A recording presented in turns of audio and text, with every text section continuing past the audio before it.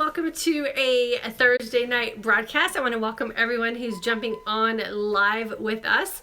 Tonight we are going to be discussing nutrient-dense food, and I'm going to try to explain, as best I can what nutrient-dense food is, and then kind of share a little bit of how I try to build a nutrient-dense food into my feasting window when I am practicing intermittent fasting. So if you are new, I'd like to welcome you. Thank you for jumping on with us live. If you are jumping into this on the rebroadcast, welcome. Always feel free to just introduce yourself and say hello and ask any questions you would like. I go back and review all the comments after these videos are posted so I can catch you even if you don't catch us here live. And if you're new, also take a second to subscribe or like the page so that you will be notified when we go live in the future, and you can be an official member of our community here for intermittent fasting for today's aging woman. Oh, hold on just a second. What's up? Full screen down. Oh. I guess there's some video problems, so hold on just a second. Okay, hopefully that's better. Okay, so again, welcome. My name is Diane, and here in this community, we discuss intermittent fasting and different aspects of intermittent fasting so that we can achieve our best health and really live our life most authentically as we are aging as women in today's world. So our ultimate goal here is to help you look and feel your best and live your most authentic life. And if you're interested about anything that has to do with intermittent fasting, we try to cover as many topics as we can related to that here, either on Facebook or YouTube. So again, welcome. If you have any questions throughout the broadcast, always feel free to post them. And then I go back at the end and welcome everybody and answer questions. Okay, so let's get to tonight's topic. Tonight we are going to be discussing nutrient-dense food. There seems to be some confusion about what nutrient-dense food is. And I guess what is needed is maybe a definition of it. So if you were to Google nutrient-dense food, what you find is a variation of sort of descriptions or definitions that kind of summarize it in this way. And that is, nutrient-dense food is food that is made up of a combination of micronutrients, which are basically your minerals and vitamins, macronutrients, which is a combination of your carbohydrates, fats, and proteins. And then it's also a combination of calories that, is basically combined with all of those things factored in. What we try to look for in nutrient-dense food today is food that's going to give you the most bang for your buck in combination of all of those things. So we want to get a good amount of micronutrients, which are going to be the minerals, and then we want to get a good combination of the macronutrients, which are your fats, proteins, and carbohydrates. The big issue with nutrient-dense food today is that because of farming practices, or because of maybe some of the pesticides that are put on foods, or the way food is grown in regard to, being picked in fields before fruits and vegetables are actually in their ripened state, and then kind of travel on trucks or refrigeration to its destination. Oftentimes for fruits and vegetables these days are picked out of season and then ripened in, like I said, in transport or in the place in which that you're going to be purchasing them. Food is not as nutrient dense as it once was. So to actually find food that has its true nutritional value in the way that maybe our grandparents ate nutrient-dense food is really difficult to find today, unless you can find a really good farmer's market, or maybe you live in a community where you can buy some farm fresh types of foods where you know how the fruits and vegetables or even your lean proteins were raised. And so nutrient-dense is something that I think that we're all in search of.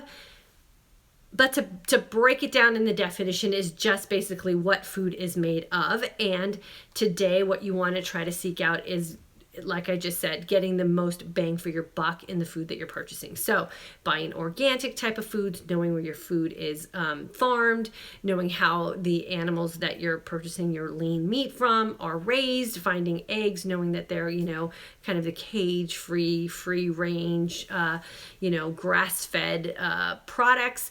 That's where you're going to get the most nutrient-dense foods. Now, the reality is that oftentimes we're limited by what we have as far as our local markets, or maybe some of us are limited by financial means, and the fact that a lot of times buying everything organic is really expensive, or maybe you don't have the means to go to store as often to get everything as fresh as you would like. So we strive to get as nutrient dense food in our system as we can. And then there's some things that we can do if we happen to fall a little short. And how do we know if we've fallen a little short? There's a couple ways that you can kind of just tell. One is if you're not feeling your best. So if you're not getting the energy or the stamina that you think you should from your food, then your food might not be providing all the nutrients that you particularly need to get through your day. There are some ways that you can do some supplementation to kind of offset foods that might not be as nutrient dense as we need it to be. That is one of those things that you have to kind of determine for yourself by tapping into those signs and signals that your body is sending you. And if you're not looking and feeling your best, most likely that's because you're not getting the nutrients that your body needs. And so you become nutrient deficient. So supplementation might be one of those things that you can add in where you're going to kind of fill in the gaps where your food may be lacking. Another way to kind of tell if you're nutrient deficient is by just getting a simple blood panel done and asking your doctor to run nutrient level tests. So you can test for, vitamin C, vitamin B, you can test for vitamin D, you can test for iron deficiencies and those types of things. And that's where you can kind of get a baseline to know if what it is that you're doing through either supplementation or your food is actually providing the nutrients that your body needs to stay at optimum levels. So there's a couple ways that you can kind of tell if you're not getting the nutrient dense food that you think you should. Because we don't have a way to really test all the food that we're purchasing, we kind of have to go by learning how to read labels properly and then just taking advantage of opportunities where we can get the best quality food that we can find at the time. So my rule of thumb is to always do the best that I can in whatever situation I am in. We try in our house to buy as much organic as we can. We don't always have those opportunities just from lack of resources that may be around where we can't find organic food, fresh vegetables and fruits, or maybe even just finding lean proteins that are going to be, raised in a way that are going to provide the most nutrient dense opportunities for us. So I always suggest that you just do your best, try to educate yourself as much as you can on reading food labels, knowing what some of those produce stickers are as far as the numbering system. You can usually tell through the numbering system, if something's organic, if it's free range, if it's grass fed, all of those things in the big picture when it comes together will matter. I say, for the most part on very individual situations or every now and then, not getting the best is probably going to be okay. Making sure that you're, washing your fruits and vegetables the best that you can. So nutrient dense foods just means that you're purchasing foods or picking foods for yourself that are going to give you the most optimal opportunity to get the best nutrients for your body to function at its prime. And oftentimes, you have to make exceptions, which is totally fine. There's also guides that are available that will tell you what are the dirty dozen, I think is what it's called, list of fruits and vegetables that you should always only buy organic because of maybe some of the surface levels of the fruit and vegetables and how they absorb certain things from the environment.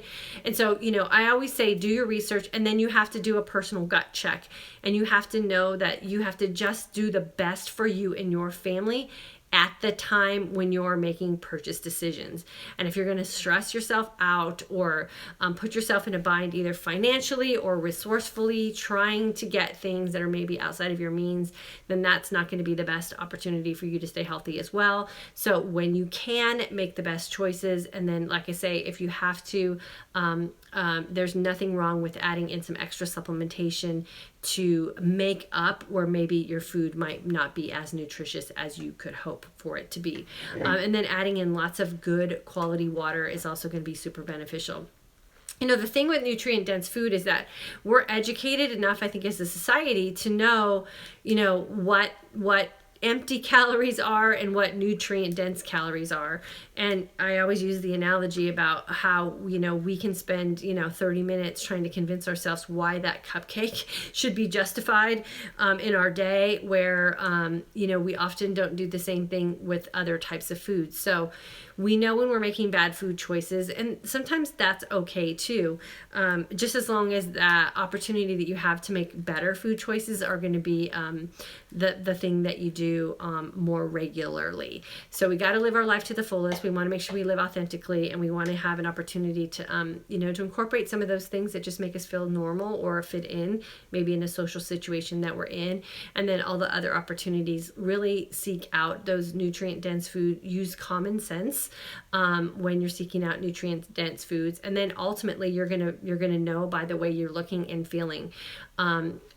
Energy is going to be a great sign of whether you're getting the right foods for you and your body system. And again, every body is different. So it's really hard to say there's a finite line of what nutrient dense foods are for a certain person, because everybody's body chemistry is different, and some people require more than others do. And some people can get by with not needing as much nutrient dense foods in their system as others. And so you have to really pay attention to those signs and signals that your body is sending you to know whether you're getting the right amount or not. And then you make the decision for what's best for you and your family, factoring in all the things that it takes to provide those things.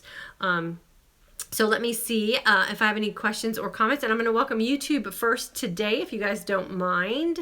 Deb, hello from Ohio. 1212 Weaver, hello. Christine, hello from Australia. Good to have you here again. Patricia from Washington, hello. Rhonda, good to have you. Nikita from Washington. Renee, hello from Minnesota. Signed up for the November class this morning. Very excited for what I'll learn. Renee, good to have you in November. I am growing my own food forest in my backyard. Well, 1212 Weaver, we'll have to come do a little harvest day in your backyard and get us some nutrient dense foods from you. Nikita, signed up to start the class as well. Awesome. Good evening, Brown Eyes. Randy from Baltimore in the alumni group. Awesome. Birdie, hello. Growing different types of vegetables, not the basic ones in the store. Well, good. I should offer you a nice variety to choose from as far as your vegetables.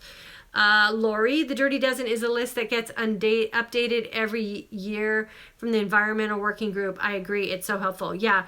And what we try to do, if it's, like bananas, I really don't waste any money getting them organic. I hope I'm making the right choice there, because we peel them. So anything that I peel, or I'm going to, or I can wash pretty generously with I have a vegetable and fruit spray. So I wash all of my vegetables and fruit, and then I soak them. Or I use sort of a scouring pad to rub off, like if I'm cooking potatoes or whatever, and I make sure I really clean the surface of those things very well. So we really do make a conscious effort to make sure that we are trying to get as clean a food as possible at our house, but I don't always have an opportunity to buy organic, so we just do the best that we can. I don't feel like adding extra stress in my life is worth it to be fanatical about it, so we just do the best we can with what we have at the time. Let's see, Lori, already did that one. Shirley, I try only organic from Canada. Shirley, do you have a lot of organic like stores and stuff where you are in Canada? Dana, can I join the alumni course if I started the 1st of October? Yeah, Dana, you'll be you should be just finishing your course, so yeah, you're more than welcome to. Renee, hi Nikita, looking forward to getting to know you through the class. You guys are going to do great. Okay, let me see if I have anybody over here on Facebook that I can welcome and answer any questions to. Janet, welcome. Susie, good evening. Pamela, hello. Joy, hello. Susie, speaking of nutrient-dense food, I'm loving the nutrition breakfast shake recipe you recommended. Awesome. Yeah, that's awesome. Good for you.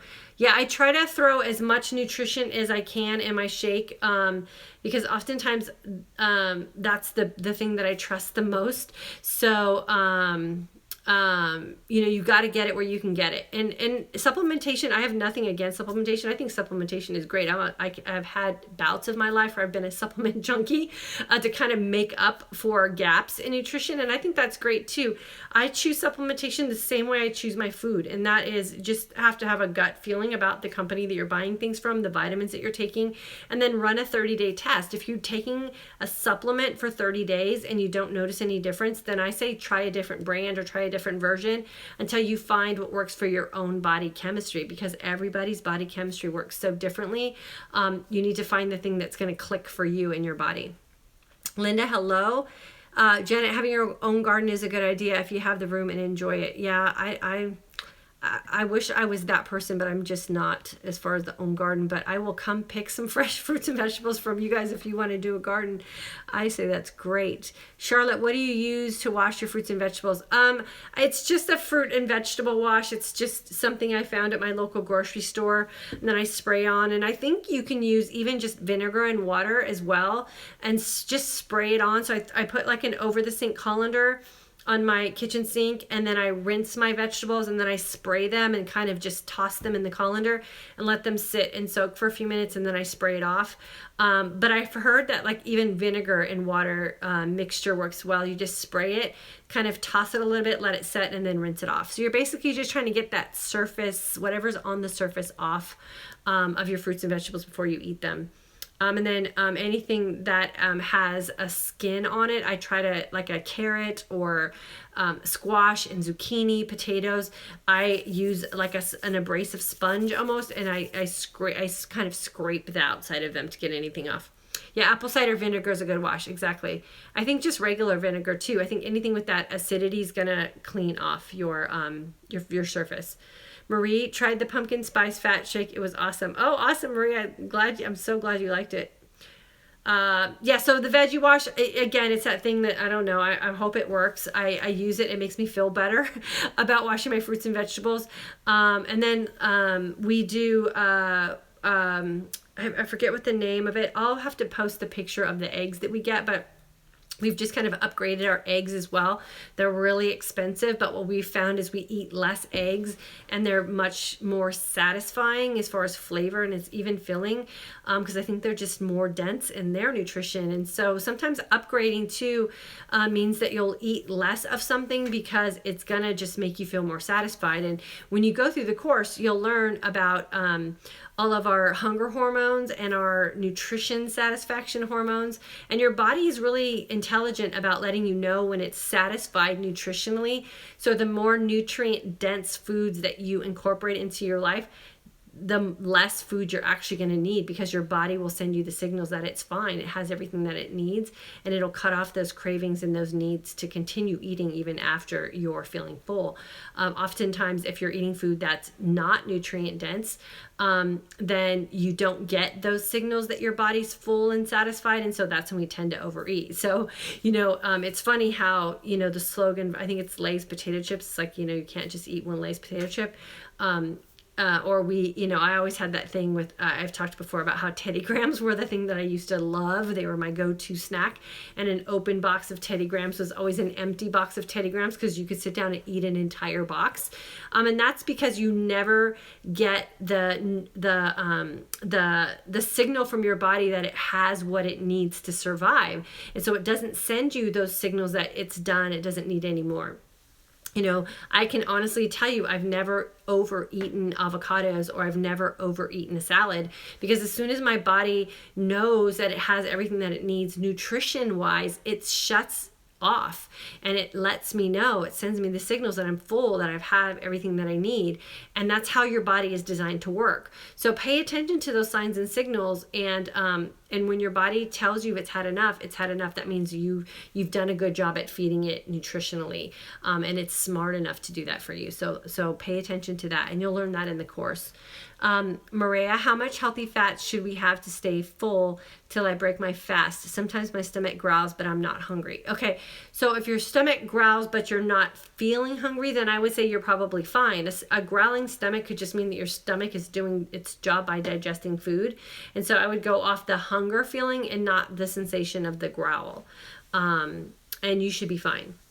What do you use to wash your fruits? Okay, I already answered that. So any other questions over here on YouTube? I don't think so. Okay, so the thing about nutrient dense foods is that it's really not complicated. It is that thing that we already know what nutrient dense foods are. We know which foods those are. They're the foods that we are taught to eat for good nutrition and common sense. We often try to overcomplicate it, I think, to try to find a way out, or maybe try to find an excuse for not eating the right foods. And that's okay too. But what we have to remember is that we have to just go back to the basics and go back to common sense. And I always say, when in doubt, eat one ingredient foods. So one ingredient foods are not going to fail you. It's the processed packaged foods. It's things that have a very long shelf life. High calorie processed things are not going to be nutrient dense. They're just not. So the more basic you go, the more everyday you go, the more farm friendly you go, the better off you're going to be with getting all the nutrients that you need to have a very well functioning and healthy body. And that's just it. It's just very simple. You want to have foods that are just from the earth and are as minimally processed and doesn't have to go through too many hands to get to you. So the fewer people or processes that have to touch your food to get to you are going to be the most nutrient dense foods. Okay, let me see there's another comment here. Is this stamp, if this stamp has it growling, it could be need fluids as well. Oh, I think you meant stomach. If your stomach is growling, you may need fluids. Yeah, you just got to quiet it down. It's fine. Okay, cool. So I'm going to let you guys go. I know this was quick, but nutrient dense foods is that question that keeps coming up to us, and it really is a very simple thing. Just go back to the basics. What would your mom kind of want you to eat, basically? What should you be clearing off your plate first? And just know that that you will never go wrong if you just go back to the basics. Maria, I broke my fast at 12:30 today, but ate such a large salad with avocado. I was so full that I couldn't eat dinner. Is it okay to eat one meal a day? Not sure how long I will be able to go tomorrow. Yeah, just adjust tomorrow until you figure out, Maria, where your window is. And some days you just eat more than other days. And so if you were full, I always say it's great to stop eating when your body's sending you the signal that it's had enough. And I don't know, see what tomorrow holds. You might be surprised at what you can do as far as your fast tomorrow. Just stay as clean as you can during your fasting window so that you can take an opportunity of the time in which you're in your fasted state would be the best advice that I can give you. So thanks so much for jumping on tonight. We are going to be closing out our alumni group tomorrow evening for registration because we do start on Saturday. So if you are currently a member of any of our beginner courses, you are eligible to jump into the alumni class with us. So make sure that you get yourself registered. We won't run, I'm going to say we probably won't run another alumni class this year, but we might hold one for December if it looks like a lot of people from our current class is going to be the one that in November wants to do something. So if our holiday mini course students are looking for something for the alumni course, we might do one in December, but I can't promise that for you guys. So don't hold out if you're ready to jump in. And for all those people who have decided to jump into our mini holiday course, thank you so much for jumping in. We will hold that registration open until the day before it starts, so you have till next Friday. So we look forward to having you guys in the course as well. I'm going to jump off. I'm sorry if I seem a little frazzled tonight. We just ran in the door from our high school football game. So my mind's kind of a little crazy as we're running in, and I've got to go help my daughter finish her homework for school tomorrow. So if you had questions about nutrient dense foods, I hope this helped you. If you want me to go into it a little deeper with you, always feel free to email me and I can go into maybe more specifics with you or go into a little deeper conversation through email. So never a problem. Have a good night, you guys, and I will see you guys next week. Have a good one.